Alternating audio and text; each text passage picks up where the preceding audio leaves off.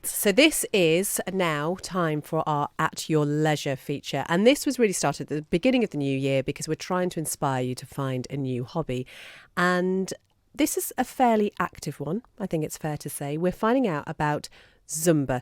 We're joined in the studio by Michelle, Sam and Nadine. Michelle, I'm going to start with you. You've been doing Zumba for about, 10 years or so? 10 years, yeah. So I started off at Gina's Dance Academy doing modern adult dance, and she brought Zumba to our class, and I fell in love with it instantly.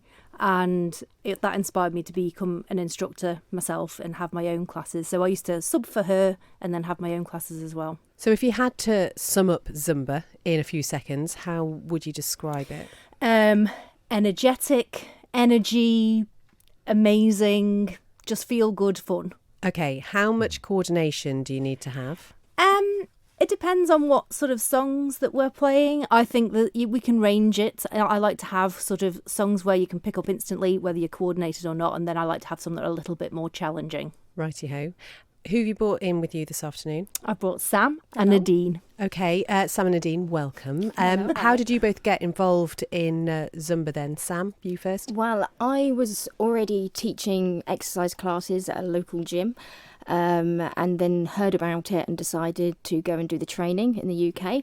I am originally a trained dancer, so it was right up my street, but you don't need to be a dancer to do Zumba because you can jump about all over the place. As long as you don't wipe out anybody, it's absolutely fine. I just say, just wiggle.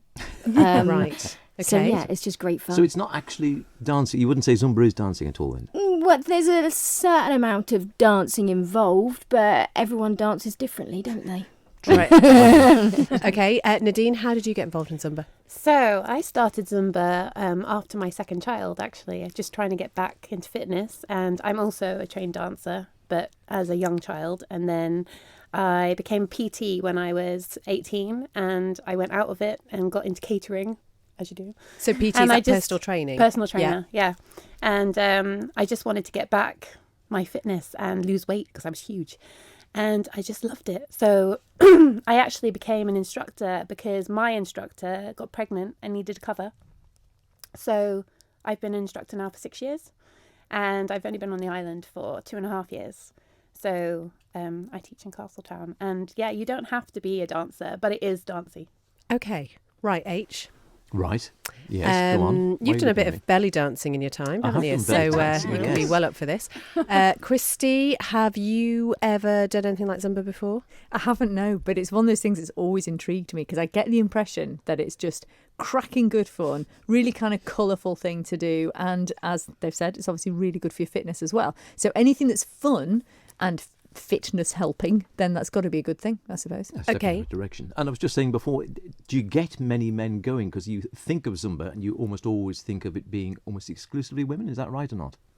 Well, I've had some men in classes before, but they have to be very Go on. sure of themselves. Like, like confident. confident and not put feel off by the fact that embarrassed there's- because, especially in my class, I can't speak for theirs obviously, but my class is a bit slapstick.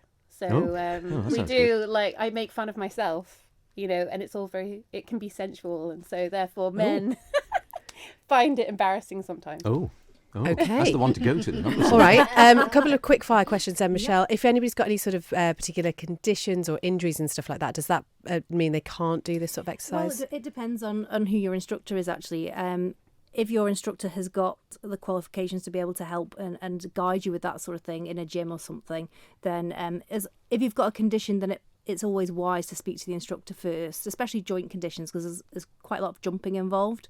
But the Zumba Gold, which is a totally different kettle of fish with low impact, so there might be something different for you to do there. So it's always better to talk to your instructor first. And I know you've done events before to raise awareness about mental health awareness and again, promoting that idea that exercise is so good for you in that way. Yeah, and I think you quite often have Mike Cooley coming and talking about flow and things like that. That is my flow when I'm in Zumba. That's the time that my head sort of switches off to all those other things. And I think that happens for lots of people as well. And you mentioned the gold class, which is maybe for people who want to take it a bit more gently. But Sam, just off air, you were saying there's actually a more intense class if you want to take it a bit further. Yes, I've just recently, about a year ago, qualified to teach Strong by Zumba. And putting the by Zumba at the end of it has put people off because the strong isn't dancey at all. And when you teach strong, you have 3 different basic levels. Well, a basic level, a low level and a higher level.